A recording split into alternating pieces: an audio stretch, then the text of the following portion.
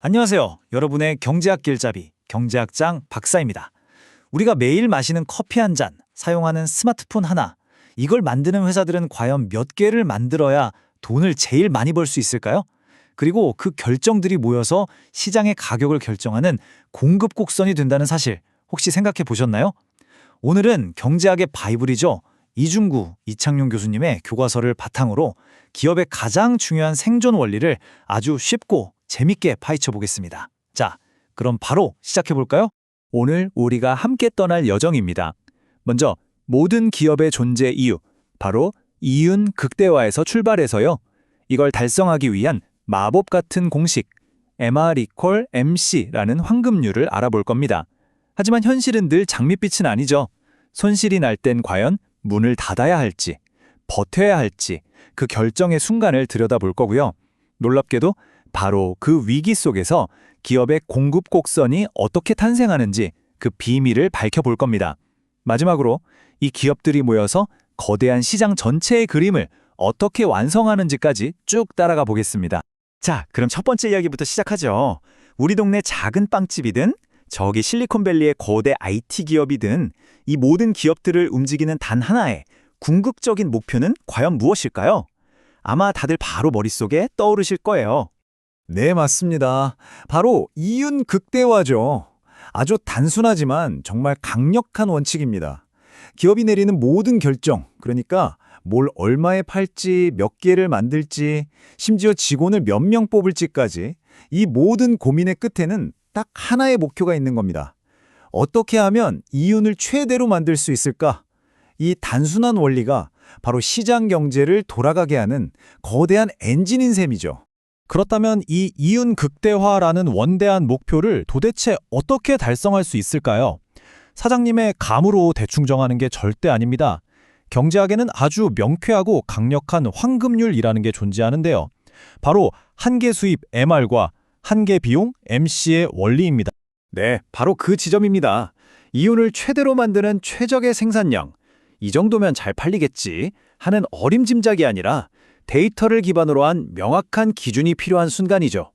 그 기준이 되어주는 두 가지 개념이 바로 여기에 있는 한계 수입, 영어로는 marginal revenue, 그리고 한계 비용, marginal cost입니다. 말이 좀 어려워 보이지만 정말 쉬워요. 한계 수입 MR은 뭐냐? 물건 하나 더 팔았을 때 내 주머니에 추가로 들어오는 돈. 한계 비용 MC는 그 물건 하나 더 만드느라 추가로 나가는 돈. 이 둘만 비교하면 되는 겁니다.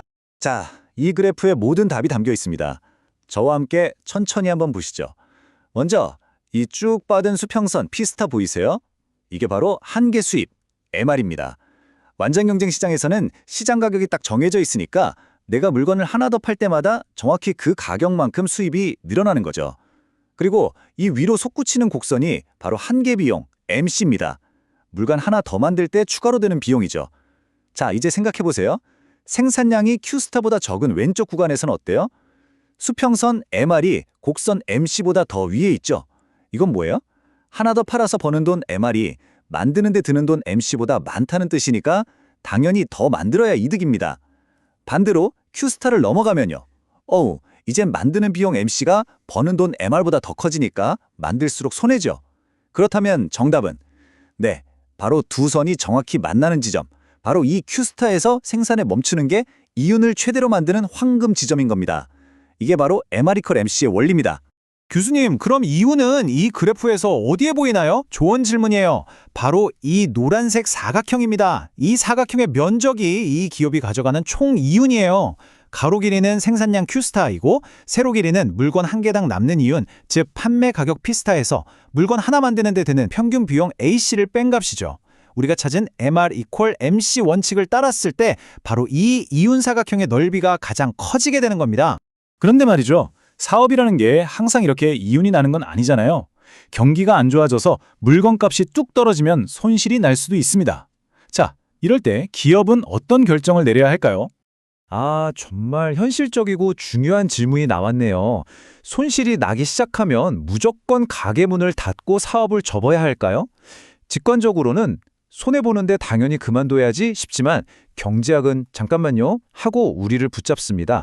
왜냐하면요, 단기적으로는 가게 문을 열든 닫든 무조건 나가는 돈, 바로 월세 같은 고정 비용이 있기 때문이에요. 자, 두 가지 선택지를 비교해 봅시다. 왼쪽처럼 손해를 보더라도 계속 장사를 하면 어쨌든 매출이 발생하죠. 반면 오른쪽처럼 아예 문을 닫아버리면 매출은 영원이지만 월세 같은 고정 비용은 고스란히 내야 합니다. 핵심은 바로 이거예요.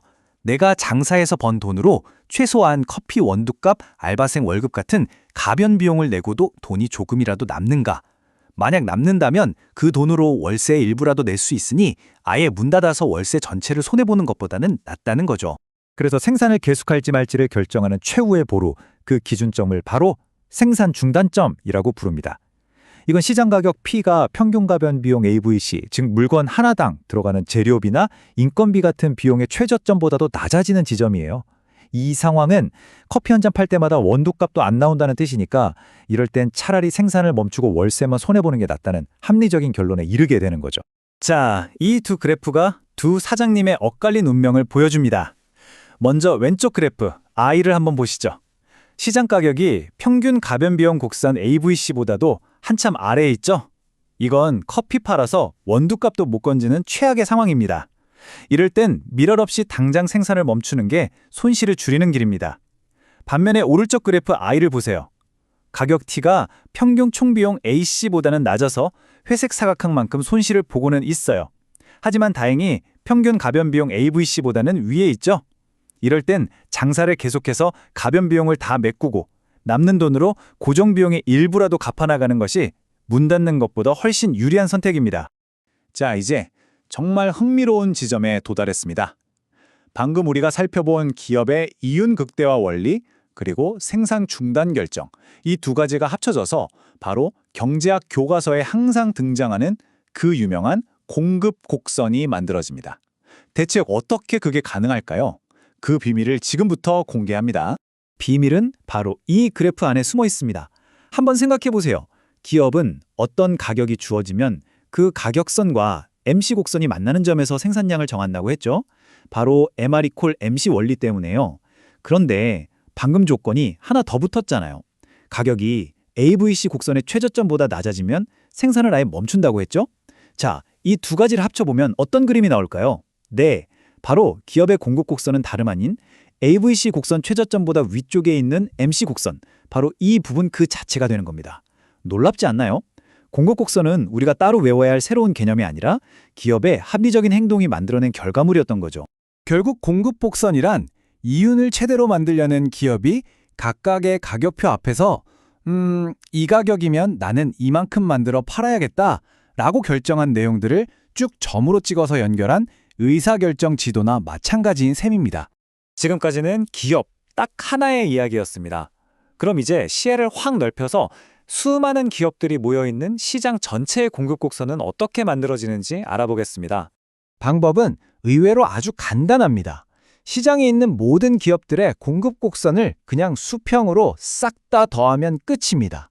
예를 들어서 커피 가격이 3,000원일 때 A 카페는 10잔, B 카페는 15잔을 공급한다면 시장 전체 공급량은 그렇죠, 25잔이 되는 식입니다. 이렇게 모든 가격대에서 각 기업이 공급하려는 양을 전부 더해서 점을 찍고 그 점들을 쭉 연결하면 바로 시장 전체의 공급 곡선이 멋지게 완성되는 거죠. 이 아이스크림 가게 예시를 보시면 바로 이해가 될 겁니다. 시장에 아르미, 깔라치오, 사르르라는 세 가게가 있다고 해보죠. 각각의 공급 곡선이 SA, SK, SS 이렇게 있습니다. 자, 시장 전체의 공급 곡선 SM은 어떻게 그리냐고요?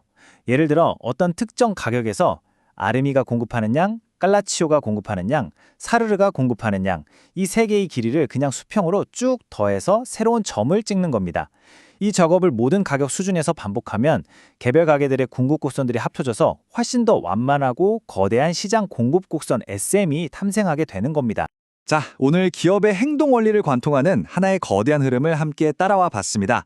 처음엔 좀 복잡해 보였을지 몰라도 사실 모든 게 논리적으로 착착 연결되어 있었죠. 마지막으로 오늘 배운 내용의 핵심 연결고리들만 다시 한번 딱딱 짚어보고 마무리하겠습니다. 오늘 배운 내용의 핵심 딱 4가지입니다. 첫째, 기업의 이윤을 최대로 만드는 환급률을 바로 MR은 MC.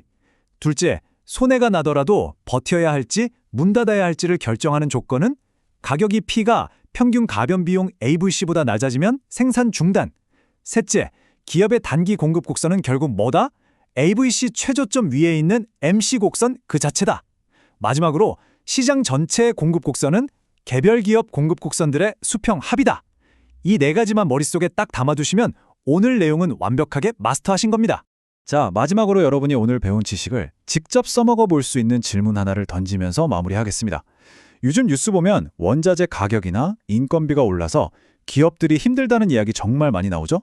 자, 이런 비용 상승은 오늘 우리가 배운 한계 비용 MC 곡선과 평균 가변 비용 AVC 곡선을 그래프상에서 어느 쪽으로 움직이게 할까요? 그리고 그 변화는 결국 개별 기업의 생산량 결정과 시장 전체의 공급 곡선에 어떤 영향을 미치게 될까요? 오늘 배운 원리를 차근차근 적용해서 한번 깊이 고민해 보시면 정말 좋은 공부가 될 겁니다. 오늘 강의는 여기까지입니다. 수고 많으셨습니다.